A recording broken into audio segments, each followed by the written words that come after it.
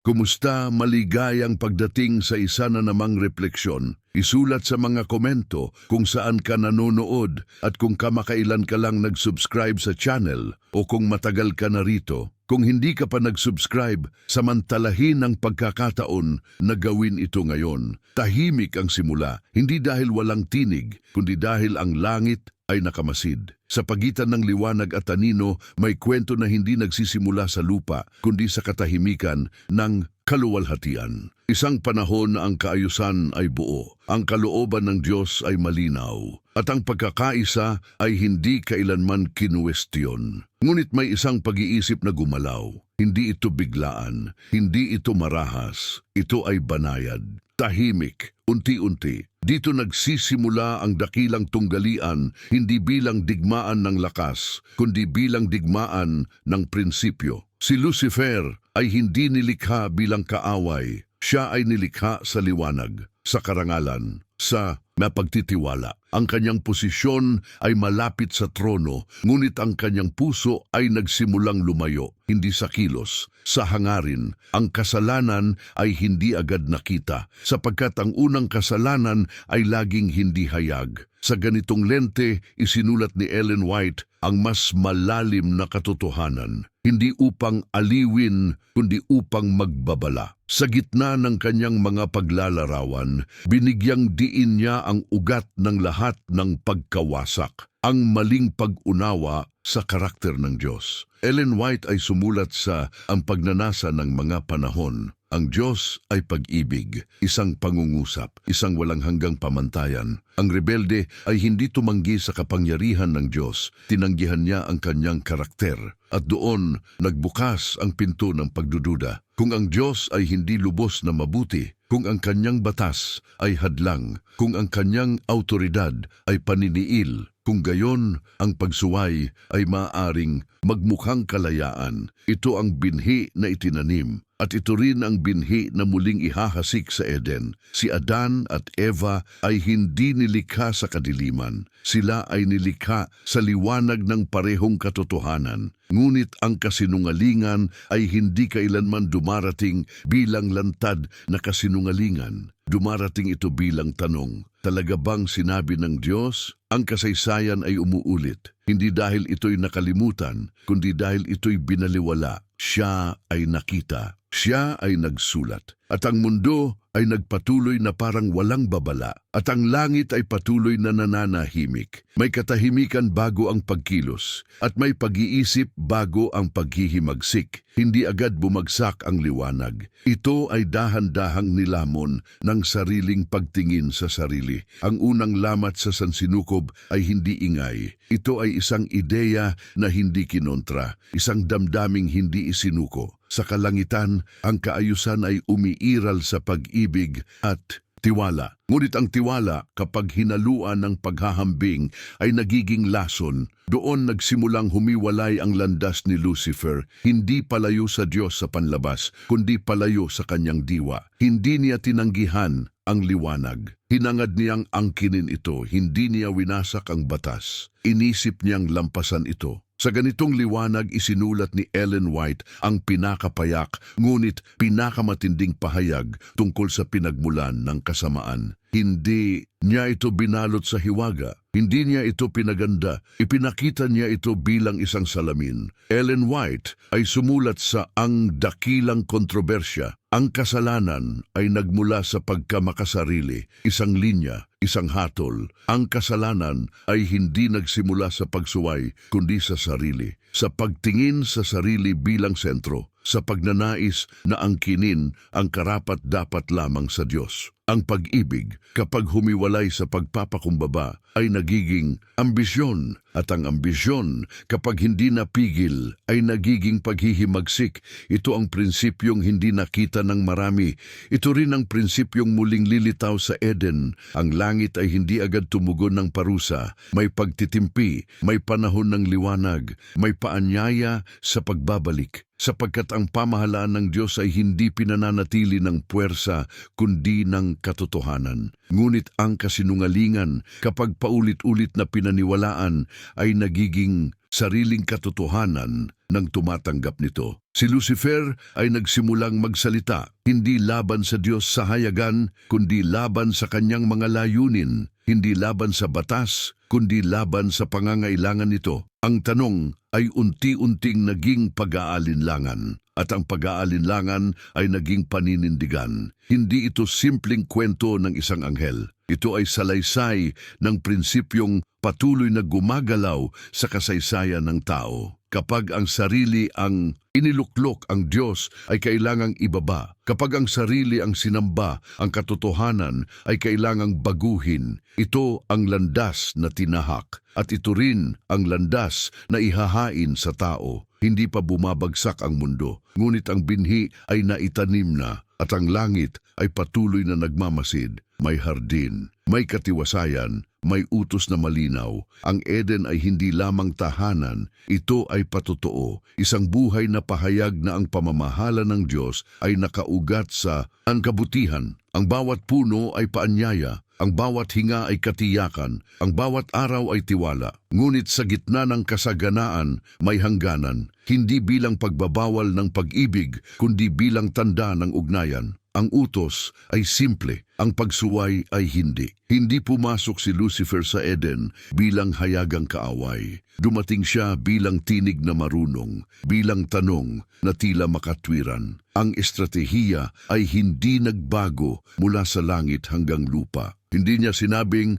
ang Diyos ay masama. Ipinahiwatig niyang siya ay nagkukulang. Hindi niya sinabing ang utos ay mali. Iminungkahin niyang ito ay hindi kailangan. Sa ganitong paraan, ang kasinungalingan ay nagbihis ng liwanag. Si Eva ay hindi naghahanap ng kasamaan. Siya ay naghahanap ng karunungan. Ngunit ang karunungang hiwalay sa tiwala ay nagiging panganib. Ang mata ay tumingin, ang isip ay tumimbang, at ang damdamin ay humiwalay sa salita ng Diyos. Ang kasalanan ay hindi agad pumasok sa kamay.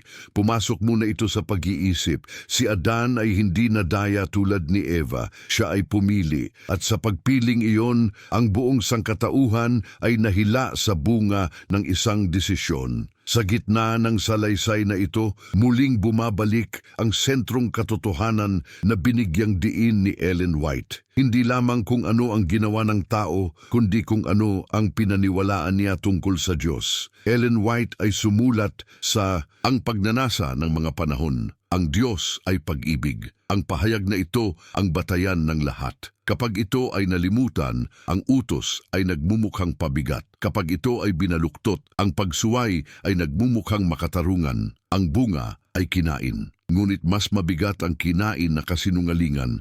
Ang takot ay pumasok. Ang pagtatago ay nagsimula. At ang tanong ng Diyos ay umalingaw-ngaw sa hardin, hindi upang mag-usig, kundi upang maghanap. Ang Eden ay hindi nawala sa isang kagat lamang. Ito ay nawala sa sandaling ang tiwala ay napalitan ng pagdududa, at ang pag-ibig ay napalitan ng sariling paghatol. Siya ay nakita ang sandaling ito. Siya ay nagsulat upang magbabala, at ang mundo ay patuloy na inuulit ang parehong pagpili. Ang hardin ay nanahimik, ngunit ang kasaysayan ay nagsimula ng umiyak. May hatol, may awa, may pangako. Ang Diyos ay lumakad sa hardin hindi bilang hukom na nagagalit, kundi bilang ama na nasugatan. Ang tinig na tumawag ay hindi nagbago, ngunit ang tao ang nagbago. Ang tanong ay simple, ngunit ang pagitan ay malalim. Nasaan ka? Hindi ito tanong ng lokasyon, ito ay tanong ng kalagayan. Ang kasalanan ay hindi lamang nagdala ng kamatayan, nagdala ito ng maling larawan ng Diyos. Ang takot ay naging unang bunga, at ang takot ay anak ng kasinungalingan. Ngunit sa gitna ng pagkawasak, may liwanag na hindi pinatay. May pangako na hindi binawi. Ang Eden ay nagsara, ngunit ang langit ay hindi. Sa sandaling yon, ipinahayag ang plano na hindi nakita ni Lucifer. Ang plano na hindi binuo sa galit, kundi sa sakripisyo. Ang binhi ng babae, ang sugat sa sakong, ang wakas ng manlilinlang, sinasabi sa Genesis 3:15, at papagaalitin ko ikaw at ang babae, at ang iyong binhi at ang kaniyang binhi. Ito ang dudurog ng iyong ulo, at ikaw ang dudurog ng kaniyang sakong. Si Ellen White ay hindi naglarawan nito bilang alamat. Inilahad niya ito bilang pundasyon ng pag-asa ng sangkatauhan, isang digmaan na may tiyak na wakas. Ellen White ay sumulat sa Ang Dakilang Kontrobersya. Mula pa sa simula, pinag-aralan ng plano ni Satanas na akayin ng mga tao na kalimutan ng Diyos. Isang pahayag na tumatagos sa panahon. Ang layunin ng kaaway ay hindi lamang pagsuway, kundi pagkalimot. Kapag nakalimutan ng tao kung sino, ang Diyos makakalimutan niya rin kung sino siya. At sa pagkalimot na iyon, ang kasalanan ay nagiging normal at ang katotohanan ay nagiging kakaiba. Si Adan at Eva ay hindi itinakwil. Sila ay pinalabas, may pagkasira, ngunit may pag-asa. Ang damit na kanilang sinuot ay hindi gawa ng kanilang kamay. Ito ay tanda, isang paunang anino ng darating na handog. Ang dugo ay unang dumaloy, hindi sa krus, ngunit sa Eden. At doon nagsimula ang kwento ng pagtubos. Hindi tinapos ni Ellen White ang salaysay sa pagkahulog. Paulit-ulit niyang ibinalik ang mata ng mambabasa sa mas malaking larawan na ang kasamaan ay pansamantala, ngunit ang pag-ibig ng Diyos ay hindi. Ang mundo ay pumasok sa kasaysayan ng luha, ngunit ang langit ay pumasok sa kasaysayan ng pagliligtas. Ito ang hindi nakita ng rebelde. Ito ang hindi pinansin ng marami. Ang kasalanan ay may sigaw, ngunit ang biyaya ay may tinig na mas malalim at ang laban ay nagpapatuloy, hindi lamang sa labas, kundi sa puso ng bawat nilalang. May aral na mas malalim kaysa parusa, may sugat na mas malalim kaysa kamatayan. Matapos ang Eden, ang kasalanan ay hindi na natiling tahimik. Lumaganap ito, hindi bilang biglaang pagguho, kundi bilang unti-unting paglayo. Ang tao ay nabuhay, nagparami at nagpatuloy, ngunit may kulang. Ang liwanag na minsang likas ay ngayon kailangang hanapin. Ang kaaway ay hindi nagmadali. Hindi niya kailangang sirain agad ang sangkatauhan. Sapat na ang unti-unting pagbaluktot. Sapat na ang pagbabago ng tingin. Sapagkat ang tinitingnan ng tao, iyon ang kanyang nagiging anyo. Ito ang prinsipyong tahimik, ngunit mapanganib. Hindi lamang kasalanan ang ipinamana ni Adan at Eva, kundi isang direksyon ng pag-iisip. Ang pagsamba ay nalihis, ang pag-asa ay nahalo sa takot, at ang Diyos ay unti-unting nakita, hindi bilang ama, kundi bilang malayong hukom. Sa gitna ng ganitong kalagayan, isinulat ni Ellen White ang isang payak, ngunit mabigat na katotohanan, isang prinsipyo na tumatawid mula Eden hanggang sa wakas ng panahon. Ellen White ay sumulat sa edukasyon. Sa pamamagitan ng pagtingin, tayo ay nababago. Hindi ito tula, ito ay batas ng espiritual na buhay. Ang sangkatauhan ay nagbago hindi lamang dahil sila'y nagkasala, kundi dahil sila'y tumingin sa maling huwaran. Ang isip na patuloy na nakatuon sa sarili ay lumiit. Ang pusong patuloy na nakatuon sa takot ay tumigas. At ang kaluluwang patuloy na nakatuon sa kasinungalingan ay nawalan ng kakayahang makilala ang katotohanan. Ito ang dahilan kung bakit ang tunggalian ay hindi lamang panlabas. Ito ay laban ng atensyon, laban ng pagtingin, laban ng pagsamba. Ang Diyos ay patuloy na nagpakilala ng kanyang sarili sa pamamagitan ng mga pangako, mga sakripisyo at mga paanyaya. Ngunit ang kaaway ay patuloy ding nag-aalok ng alternatibong larawan, isang Diyos na mahigpit, isang batas na pabigat, isang pagsunod na walang kagalakan, at ang tao sa pagtingin ay unti-unting nagiging katulad ng kanyang pinaniniwalaan. Siya ay nakita ang prosesong ito. Siya ay nagsulat hindi upang takutin, kundi upang gisingin. Ang kasaysayan pagkatapos ng Eden ay hindi lamang tala ng pagkakasala. Ito ay tala ng kung saan tumingin ang sangkatauhan at kung ano ang naging bunga ng kanilang pagtingin. Ang tanong ay hindi pa nagbabago. Sino ang tinitingnan ng puso at sino ang hinuhubog ng isip? Ang laban ay nagpapatuloy. Tahimik, ngunit tiyak. May pagkaantala ang hatol. May habag sa gitna ng babala. Ang kasaysayan ng tao ay hindi agad tinapos matapos ang Eden. Ang panahon ay ibinigay, hindi upang ipagpaliban ang katarungan, kundi upang ihayag ang katotohanan. Ang Diyos ay hindi nagmamadali, sapagkat ang katotohanan ay hindi nangangailangan ng dahas upang manaig. Sa paglipas ng mga salinlahi, ang kaalaman tungkol sa Diyos ay nanatili, ngunit humina. Ang alaala ng Eden ay naging alamat, ang pangako ay naging malabo, at ang pagsamba ay naging halo ng takot at tradisyon. Sa ganitong yugto, ang kaaway ay nagtagumpay hindi sa pamamagitan ng lantad na paghihimagsik, kundi sa pamamagitan ng paggalito. Ang katotohanan ay hinaluan ng kamalian, ang liwanag ay hinaluan ng anino, at ang tao ay nasanay sa dilim na may bahagyang liwanag. Ito ang dahilan kung bakit paulit-ulit na itinuro ni Ellen White ang kahalagahan ng malinaw na pagkaunawa sa karakter ng Diyos. Hindi sapat ang relihiyon kung ang Diyos na sinasamba ay hindi kilala. Ellen White ay sumulat sa Mga Patriarka at Propeta. Patuloy na pagsisikap ni Satanas na maling ilarawan ang katangian ng Diyos, isang pangungusap, isang walang patid na babala. Ang kaaway ay hindi kailanman nagsawa. Ang kanyang layunin ay hindi magtayo ng bagong kaharian, kundi sirain ang tiwala sa umiiral na kaharian ng pag-ibig. Kapag ang Diyos ay maling naipakita, ang pagsunod ay nagiging pabigat at ang kasalanan ay nagiging kanlungan. Ang baha ay dumating hindi bilang biglaang galit, kundi bilang wakas ng isang mahabang pagtanggi. Ang mundo ay binigyan ng liwanag. Ang mundo ay binigyan ng panahon, ngunit ang mundo ay pinili ang sarili nitong tinig. Sa kabila nito, ang arko ay itinayo, isang tanda ng paghihiwalay, isang tanda ng pagliligtas. Muling ipinakita ng Diyos na ang kanyang layunin ay hindi ang pagwasak, kundi ang pagpapanibago. Ngunit ang aral ay malinaw. Ang katotohanan na patuloy na tinatanggihan ay nagiging hatol. Siya ay nakita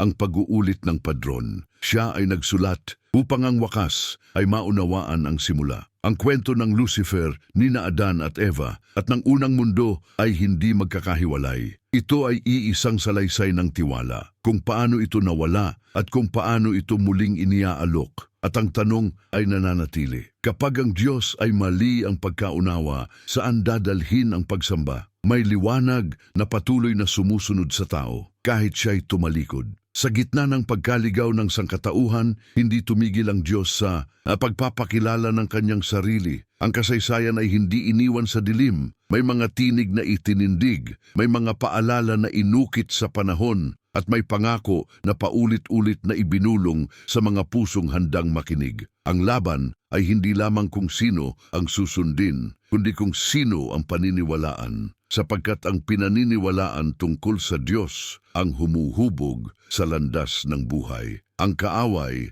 ay patuloy sa iisang layunin, paghiwalayin ang tao sa tiwala. Hindi sa pamamagitan ng lantad na pag-atake, kundi sa pamamagitan ng pagbaluktot ng motibo ng Diyos. Kung ang Diyos ay mukhang malayo, ang pagsunod ay nagiging mabigat. Kung ang Diyos ay mukhang mahigpit, ang pagtalikod ay nagiging kaakit-akit. Ngunit sa gitna ng kasaysayan ng kabiguan, may sentrong katotohanan na hindi nagbago. Isang pahayag na sumasalungat sa bawat kasinungalingan ng kaaway. Ganito ang nasusulat sa Biblia sa Juan, sapagkat gayon na lamang ang pagsinta ng Diyos sa sanglibutan, na ibinigay niya ang kaniyang bugtong na anak upang ang sinumang sa kaniya'y sumampalataya ay huwag mapahamak, kundi magkaroon ng buhay na walang hanggan. Hindi ito paliwanag, ito ay paghahayag. Ang Diyos ay hindi nagligtas mula sa malayo, siya ay lumapit. Ang sagot sa kasinungalingan ng Eden ay hindi argumento, kundi pagbibigay, hindi pamimilit, kundi pag-ibig na handang magsakripisyo. Ito ang hindi kayang unawain ng paghihimagsik, pag-ibig na hindi humihingi ng kapalit, autoridad na hindi gumagamit ng puwersa. Ang krus, kahit hindi pa narating sa panahong ito ng salaysay, ay nakatanim na sa layunin ng Diyos mula pa sa simula. Ang Eden ay nawala, ngunit ang plano ng pagtubos ay hindi kailanman nag-alinlangan. Siya ay nakita ang ugnayang ito. Siya ay nagsulat upang ang tao ay hindi malinlang ng mababaw na larawan ng Diyos. Ang kasaysayan ay patuloy na gumagalaw patungo sa isang sentro. At ang sentrong iyon ay hindi takot. Ito ay pag-ibig, tahimik, matatag, hindi matitinag. At ang tanong ay muling bumabalik sa puso ng tao, kung ganito ang Diyos, bakit siya pinagdududahan? May batas na hindi nakasulat sa bato, ngunit inuukit sa isip. Ang tunggalian ay hindi lamang nagaganap sa mga dakilang pangyayari ng kasaysayan. Ito ay tahimik na umuusbong sa araw-araw na pag-iisip, sa mga bagay na pinahihintulutan ng isipan na pagtuunan, sa mga salitang paulit-ulit na tinatanggap, sa mga larawan ng Diyos na hindi sinusuri. Ang kasalanan ay bihirang dumarating bilang utos. Madalas itong dumarating bilang impluwensiya. Ang kaaway ay hindi kailangang pilitin ang sangkatauhan na sumuway. Kailangan lamang niyang manatili sa kanilang isipan ang maling larawan ng Diyos, sapagkat ang isip na patuloy na nakatuon sa maling huwaran ay kusang lilihis. Ito ang tahimik na digmaan na nakita at binigyang diin ni Ellen White. Hindi isang laban ng emosyon, kundi ng paghubog. Hindi isang sandali, kundi isang proseso. Ellen White ay sumulat sa Ang Dakilang Kontrobersiya. Isang batas ng isipan na unti-unti nitong inaangkop ang sarili sa mga paksang pinapayagan nitong pag-usapan. Isang batas, hindi opinyon. Ang isipan ay hindi nananatiling neutral. Ito ay hinuhubog. Kung ano ang madalas pag-isipan,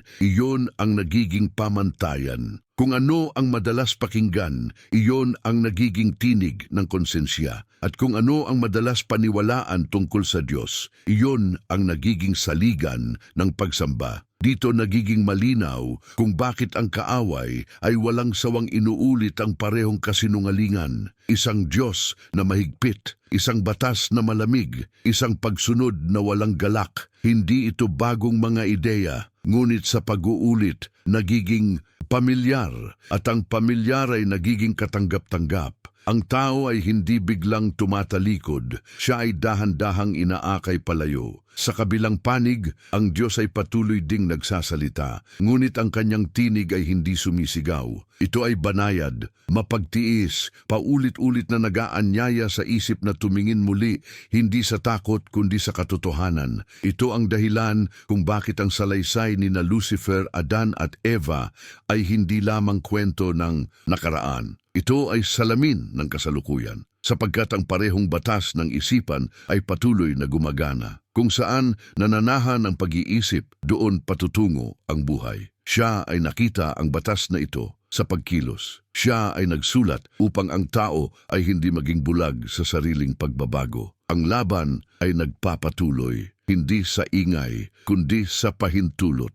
At ang tanong ay tahimik ngunit mabigat. Ano ang pinahihintulutan mong manatili sa iyong isipan? May ang paghatol na dumarating hindi agad, ngunit tiyak. Ang kasamaan ay may oras, ngunit hindi ito may hangganang kapangyarihan. Ang kasaysayan ay patuloy na gumulong, at sa bawat yugto, ang parehong tanong ay muling ibinubulong sa sangkatauhan. Kanino ka maniniwala? Hindi ito tanong ng impormasyon, kundi ng katapatan. Sapagkat ang katotohanan ay matagal nang inihayag, ngunit hindi palaging tinatanggap.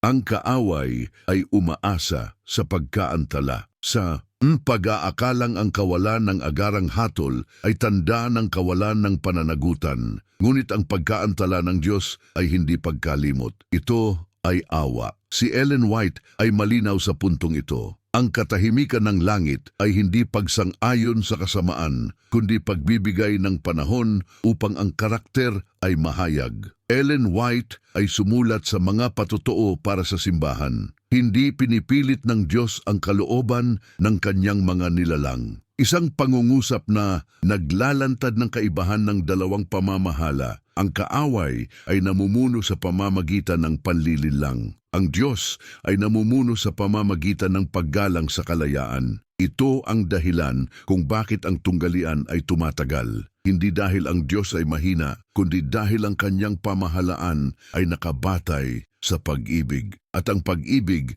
ay hindi kailanman pinipilit. Sa ganitong liwanag, ang kwento ni na Lucifer, Adan at Eva ay nagiging salamin ng wakas. ng panahon, sapagkat ang parehong mga prinsipyo ay muling ihaharap sa sangkatauhan. Ang batas, ang kalayaan, ang tiwala, ang karakter ng Diyos. Ang tanong ay hindi kung may kapangyarihan ng Diyos upang wakasan ang kasamaan. Ang tanong ay kung ang sangkatauhan ay handang makita ang kaibahan ng liwanag at kadiliman. Siya ay nakita ang wakas mula sa simula. Siya ay nagsulat hindi upang manghula, kundi upang magbabala. Ang huling hatol ay hindi magiging sorpresa sa mga nakinig. Ito ay magiging paghahayag ng matagal ng katotohanan na ang Diyos ay tapat, na ang kasalanan ay mapanlinlang at na ang pag-ibig sa huli ang mananaig. Ang oras ay patuloy na umaandar, ang paanyaya ay nananatili, at ang langit ay patuloy na naghihintay, hindi sa kawalan ng lakas, kundi sa paggalang sa pagpili. May wakas na hindi biglaan, may paghahayag na dahan-dahang nahuhubog. Ang kasamaan ay hindi magtatapos sa isang iglap ng galit. Ito ay matatapos sa liwanag ng buong katotohanan, sapagkat ang layunin ng Diyos ay hindi lamang tapusin ang kasalanan, kundi ipakita kung ano talaga ito at kung sino talaga siya. Ang dakilang tunggalian ay isang bukas na salaysay. Ang langit ay hindi nagtago ng ebidensya. Ang kasaysayan ay hinayaang magsalita. Ang mga bunga ng paghihimagsik ay hayagang ipinakita upang ang buong sansinukob ay makakita. Ito ang dahilan kung bakit si Ellen White ay paulit-ulit na bumabalik sa prinsipyo ng ganap na paghahayag. Ang kasamaan ay hinayaang umabot sa ganap na bunga nito upang hindi na muling umusbong. Ellen White ay sumulat sa mga naunang sulatin. Pinayagan si Satanas na ipagpatuloy ang kanyang gawain hanggang sa ang diwa ng kawalan ng pagmamahal ay nauwi sa aktibong pag-aalsa. Isang pangungusap na mabigat sa kahulugan. Ang kasamaan ay hindi agad ipinutol, hindi dahil ito'y pinahintulutan, kundi dahil ito'y kailangang maunawaan. Ang rebelde ay binigyan ng panahon upang ihayag ang kanyang pamamahala, at sa paglipas ng panahon, ang kanyang mga pangako ay napatunayang hungkag. Ang Eden ay pangako ng kalayaan, ngunit nagbunga ng pagkaalipin. Ang paghihimagsik ay nangakong karunungan, ngunit naghatid ng kadiliman. Sa ganitong liwanag, ang kasaysayan ng sangkatauhan ay hindi hiwalay sa kasaysayan ng langit. Ang lupa ay naging entablado kung saan ang mga prinsipyo ng dalawang kaharian ay malinaw na inihayag. At sa entabladong ito, ang krus ang magiging sentro, ang huling sagot sa bawat paratang laban sa Diyos. Hindi pa ito ang sandali ng wakas sa salaysay, ngunit ito ang sandali ng pagkaunawa. Siya ay nakita ang pag-unlad ng kasamaan. Siya ay nagsulat upang ang wakas ay hindi maging palaisipan. Kapag ang huling hatol ay dumating, hindi ito magiging biglaan o di makatarungan. Ito ay magiging pagkilala ng buong sansinukob na ang Diyos ay makatarungan at ang kanyang mga daan ay tapat. Ang liwanag ay hindi kailanman nagkulang. Ang tanong ay kung sino ang tumingin dito. At sa huli, ang kasinungalingan ay mawawalan ng tinig, hindi dahil ito'y pinatahimik, kundi dahil ito'y lubos ng nabunyag. May alaala na hindi kayang burahin ng panahon. May babala na patuloy na kumakatok sa konsensya. Ang dakilang tunggalian ay hindi lamang salaysay ng nakaraan at hinaharap. Ito ay nararanasan sa kasalukuyan, sa bawat desisyong ginagawa, sa bawat larawan ng Diyos na pinipili ng isipan. Ang kasaysayan ni na Lucifer, Adan at Eva ay hindi iniwan sa pahina ng aklat. Ito ay inilagay sa harap ng bawat henerasyon. Ang kaaway ay patuloy sa kanyang gawain, hindi sa bagong paraan, kundi sa lumang pamamaraan na pamilyar. Ang kasinungalingan ay inuulit hanggang ito'y magmukhang normal. Ang maling larawan ng Diyos ay inuulit hanggang ang tama ay magmukhang kakaiba. Ngunit ang langit ay hindi na nahimik. May patutuong iniwan. May liwanag na muling ibinukas sa pamamagitan ng buhay at karakter ni Kristo. Sapagkat ang sagot sa bawat paratang laban sa Diyos ay hindi teorya, kundi isang buhay na inihayag. Si Ellen White ay malinaw kung saan tumitingin ang buong salaysay ng pagtubos, hindi sa takot, hindi sa pamimilit, kundi sa paghahayag ng karakter ng Diyos sa kanyang anak. Ellen White ay sumulat sa Ang Pagnanais ng Mga Panahon, Kay Kristo ay nahayag ang Ama. Isang pahayag na sumasagot sa lahat ng kasinungalingan ng Eden. Ang Diyos na ipininta ng kaaway bilang malupit ay tumayo sa lupa bilang mapagpakumbaba. Ang Diyos na inakusahan bilang mapagkait ay nagbigay ng lahat. Ang autoridad na inilarawan bilang paniniil ay nagpakita ng sarili sa paglilingkod. Ito ang liwanag na hindi kayang patayin ng kadiliman. Ang buhay ni Kristo ay hindi lamang halimbawa. Ito ay hatol laban sa kasinungalingan ni Lucifer, hatol laban sa maling pag-unawa ng sangkatauhan, at paanyaya pabalik sa tiwala na nawala sa Eden. Siya ay nakita ang kahalagahan ng paghahayag na ito. Siya ay nagsulat upang ituro kung saan dapat tumingin ang huling henerasyon. Ang huling laban ay hindi tungkol sa impormasyon, kundi sa karakter. Hindi kung ano ang alam ng tao, kundi kung sino ang kanyang pinaniniwalaan. Sapagkat sa huli, ang pagsamba ay laging bunga ng tiwala. At ang tanong ay muling bumibigat. Kapag tumingin ka kay Kristo, anong larawan ng Diyos ang nakikita mo? May henerasyong tinatawag hindi upang matakot, kundi upang makakita. Ang huling yugto ng tunggalian ay hindi magdadala ng bagong katotohanan. Dadalhin nito ang lumang katotohanan sa buong linaw. Ang mga prinsipyong unang ipinakita sa langit, inulit sa Eden at inihayag kay Kristo ay muling ilalagay sa harap ng sangkatauhan. Walang tabing, walang palamuti. Ang laban ay hindi magiging sa pagitan ng mabuti at masama gaya ng inaasahan ng marami. Ito ay magiging sa pagitan ng dalawang larawan ng Diyos, dalawang uri ng pagsamba, dalawang pundasyon ng tiwala. Ang kaaway ay hindi babaguhin ang kanyang estratehiya. Patuloy niyang ipipinta ang Diyos bilang mahigpit mapagparusa at malayo. Sapagkat kapag ang Diyos ay kinatakutan, ang puso ay hindi lubos na magpapasakop. At kapag ang puso ay hindi nagtitiwala, ang pagsamba ay nagiging hungkag. Sa gitna ng ganitong tensyon, ang Biblia ay naglalatag ng sentrong kahulugan ng buhay na walang hanggan, hindi bilang gantimpala lamang, kundi bilang ugnayan. Ganito ang nasusulat sa Biblia sa 1 Thessalonians 3. At ito ang buhay na walang hanggan, na ikaw ay makilala nila na iisang Diyos na tunay at siyang iyong sinugo sa makatuwid bagay si Hesukristo. Hindi sinabi, makilala ang mga kautusan. Hindi sinabi, maunawaan ang mga hula. Sinabi, makilala ang Diyos. Ang kaalaman na ito ay hindi impormasyon, ito ay pagkakilala. Isang ugnayang winasak sa Eden at muling inaalok sa pamamagitan ni Kristo. Ito ang dahilan kung bakit ang huling palilinlang ay laging may kaugnayan sa karakter ng Diyos. Sapagkat ang maling larawan ng Diyos ay humahadlang sa tunay na pagkakilala sa Kanya.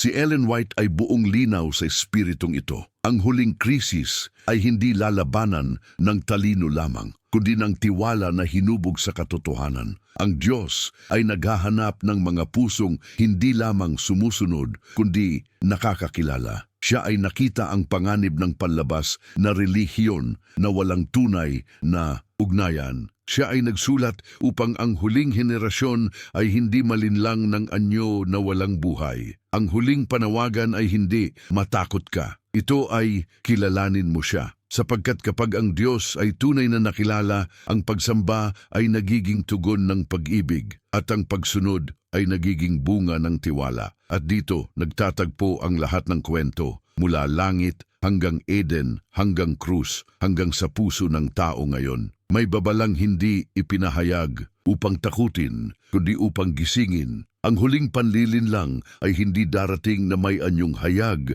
na kasamaan. Ito'y darating na may anyong liwanag, may wika ng kabanalan, may himig ng katiwasayan. Sapagkat ang kaaway ay batid na, ang lantad na kasinungalingan ay madaling tanggihan, ngunit ang bahagyang katotohanan ay madaling tanggapin. Ito ang dahilan kung bakit ang huling yugto ng tunggalian ay maselan. Hindi ito laban ng ingay, kundi ng Impluensya, hindi ito laban ng dahas, kundi ng pag-iisip. Ang tanong ay hindi kung sino ang susundin, kundi kung sino ang tunay na kilala. Si Ellen White ay nagbigay ng malinaw na babala tungkol sa panahong ito, hindi bilang haka-haka, kundi bilang katiyakang nakita at ipinahayag. Ellen White ay sumulat sa Ang Dakilang Kontrobersya. Ang huling dakilang panlilinlang ay malapit ng mahayag sa ating harapan. Isang pahayag na tahimik, ngunit mabigat. Isang pinto na dahan-dahang bumubukas. Ang panlilinlang na ito ay hindi tungkol sa pagtanggi kay Kristo, kundi sa pagpapalit sa kanyang tunay na larawan. Isang Kristo na hiwalay sa kanyang karakter. Isang Kristo na walang krus. Isang Kristo na nagbibigay ng aliw, ngunit hindi nagbabago ng puso. Ang kaaway ay laging naglalayong paghiwalayin ang Diyos sa kanyang batas ng pag-ibig. Sapagkat kapag ang batas ay nakita bilang pabigat, ang Diyos ay lilitaw na mapaniil. At kapag ang Diyos ay pinaghinalaan, ang tiwala ay unti-unting mamamatay. Ngunit ang liwanag ay hindi iniwan ang sanlibutan sa dilim. Ang patotoo ay malinaw. Ang kasaysayan ng langit at Eden ay muling ipinapakita sa huling henerasyon upang ang tao ay makapili ng may buong kaalaman. Siya ay nakita ang kahinaan ng mga pusong hindi nakaugat sa pagkilala sa Diyos. Siya ay nagbabala laban sa relihiyong walang lalim, may anyo ngunit walang katotohanan. Ang huling panlilinlang ay magtatagumpay lamang sa mga hindi nakakakilala sa tinig ng pastol, sapagkat ang tinig na iyon ay hindi lamang naririnig sa salita, kundi nakikilala sa karakter. At ang tanong ay muling ibinabato sa bawat kaluluwa. Kilala mo ba siya o ang larawan lamang niya? Sapagkat sa oras ng huling pagsubok, ang kaalaman ay hindi sapat. Ang pagkilala ang magliligtas. May oras na ipinagkaloob, ngunit may hangganan. Ang kasamaan ay hindi walang preno. Ang panlilinlang ay hindi walang wakas. Ang kasaysayan ng tunggalian ay may takdang panahon, at ang kalangitan ay hindi bulag sa oras. Ang kaaway ay kumikilos na may matinding sigasig sapagkat alam niyang ang kanyang panahon ay maigsi. Ito ang nagbibigay ng kakaibang bigat sa kasalukuyang sandali. Ang bawat taon, bawat henerasyon ay mas malapit sa sandaling ang mga maskara ay tuluyang mahuhulog. At ang katotohanan ay lalantad, hindi bilang teorya kundi bilang realidad. Si Ellen White ay malinaw sa paglalantad ng motibasyon ng kaaway sa huling yugto. Hindi siya nagbigay ng aliw, kundi ng liwanag. Hindi niya pinatamis ang babala. Ellen White ay sumulat sa Ang Dakilang Kontrobersya. Alam ni Satanas, nakakaunti na lamang ang natitira niyang oras. Isang simpleng pangungusap, ngunit puno ng babala. Ang kaaway ay kumikilos na may pagmamadali. Hindi dahil siya ay malakas, kundi dahil siya ay alam na malapit na ang wakas. Ang kanyang mga panlilinlang ay magiging mas pino. Ang kanyang mga kasinungalingan ay magiging mas katanggap-tanggap sapagkat ang layunin ay hindi lantad na paghihimagsik, kundi tahimik na paglayo ng puso sa Diyos. Ito ang parehong espiritu na nakita sa langit, ang parehong pamamaraan na ginamit sa Eden, ang parehong prinsipyo na ginamit laban kay Kristo. Ngunit ngayon, ito ay itinutok sa huling henerasyon. Ang kaalaman tungkol sa maikling panahon ng kaaway ay hindi ibinigay upang magdulot ng takot.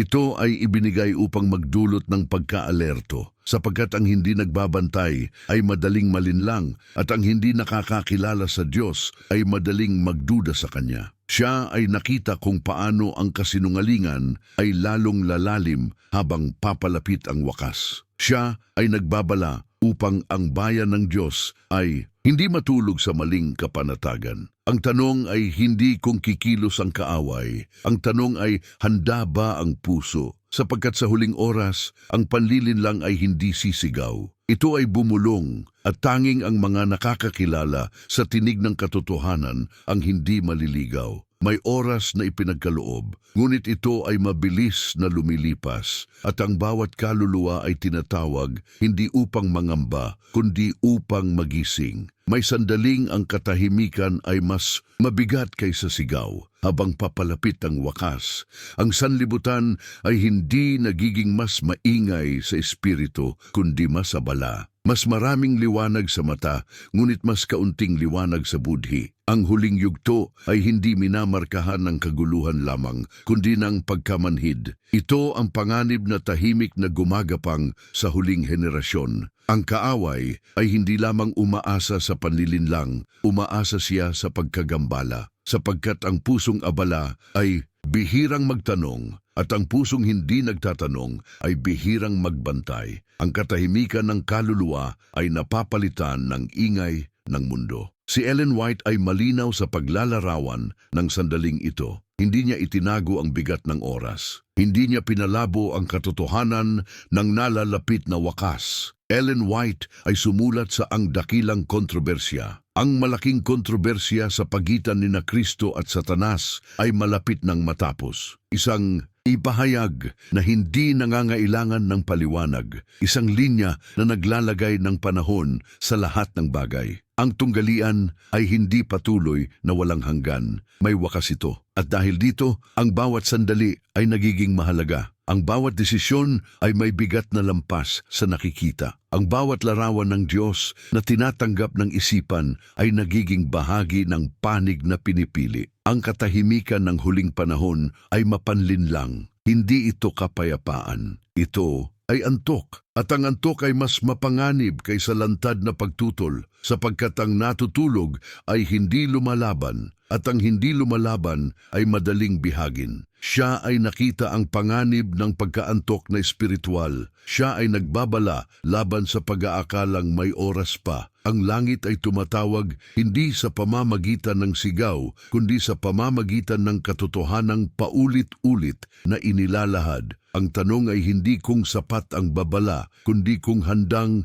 makinig ang puso. Sapagkat sa sandaling ang tunggalian ay tuluyang magsara, wala ng panahon upang magpasya. Wala ng espasyo para sa pagkaantala. May katahimikan ngayon, ngunit ito ay paanyaya. Isang paanyaya upang magising bago ang huling pahina ay tuluyang maisara. May sandaling ang liwanag ay nagiging hatol, hindi dahil ito'y malupit, kundi dahil ito'y malinaw. Habang papalapit ang wakas, ang katotohanan ay hindi na itinatago. Ang liwanag ay ibinubuhos ng mas maliwanag kaysa dati. Hindi upang pilitin ang konsensya, kundi upang ilantad ang tunay na kalagayan ng puso. Sapagkat ang huling hatol ay hindi batay sa dami ng nalaman, kundi sa liwanag na tinanggap o tinanggihan. Ito ang prinsipyong unang nakita sa langit. Ito ang prinsipyong muling lumitaw sa Eden. At ito ang prinsipyong humarap sa sangkatauhan sa krus. Si Kristo ay hindi dumating upang magbigay lamang ng impormasyon tungkol sa Diyos. Siya ay dumating upang ihayag ang Diyos. At sa paghahayag na iyon, ang bawat puso ay inilagay sa isang panig o sa kabila. Si Ellen White ay naglarawan ng katotohanan ito ng may malinaw na bigat. Hindi niya ipininta ang liwanag bilang neutral. Ito ay palaging may bunga. Ellen White ay sumulat sa Ang Pagnanais ng Mga Panahon. Ang bawat sinag ng liwanag na tinatanggihan ay nagiiwan sa kaluluwa sa mas malalim na kadiliman. Isang pangungusap na tahimik ngunit walang takas. Ang liwanag na tinanggihan ay hindi nawawala. Ito ay nagiging patotoo. Patotoo na ang puso ay pumili sapagkat ang Diyos ay hindi nagpipilit. Ang langit ay hindi umaagaw ng pagsamba. Ang pag-ibig ay laging naghihintay ng kusang tugon. Ito ang dahilan kung bakit ang huling panahon ay hindi lamang panahon ng babala, kundi panahon ng paglalantad. Ang tunay na motibo ay lalabas. Ang tunay na larawan ng Diyos na pinanghahawakan ng bawat isa ay mahahayag sa kilos, sa salita at sa katahimikan. Siya ay nakita na ang huling paghihiwalay ay hindi sa pagitan ng relihiyoso at hindi relihiyoso. Ito ay sa pagitan ng mga tumanggap ng liwanag at ng mga tumalikod dito. Sa pagitan ng mga kumilala sa karakter ng Diyos at ng mga pinili ang ibang larawan, ang liwanag ay patuloy na dumarating. Hindi ito titigil hanggat may pagkakataon. Ngunit darating ang sandaling ang liwanag ay magiging hatol. Hindi dahil ito'y nagbago, kundi dahil ang puso ay tumigil sa pagtugon. At ang tanong ay muling ibinubulong sa kaluluwa. Ano ang ginagawa mo sa liwanag na ibinigay sa iyo? May wakas ang kasaysayan, ngunit may simula ang walang hanggan. Ang dakilang tunggalian ay hindi magtatapos sa kalituhan. Hindi ito magsasara sa tanong. Ito ay magwawakas sa paghahayag. Ang buong sansinukob ay makakakita. Ang bawat nilalang ay makauunawa. Ang karakter ng Diyos ay hindi na muling pagdududahan. Ang mga binhing itinanim ni Lucifer sa simula ay tuluyang mabubunot. Ang mga kasinungalingang minsang pinaniwalaan ng marami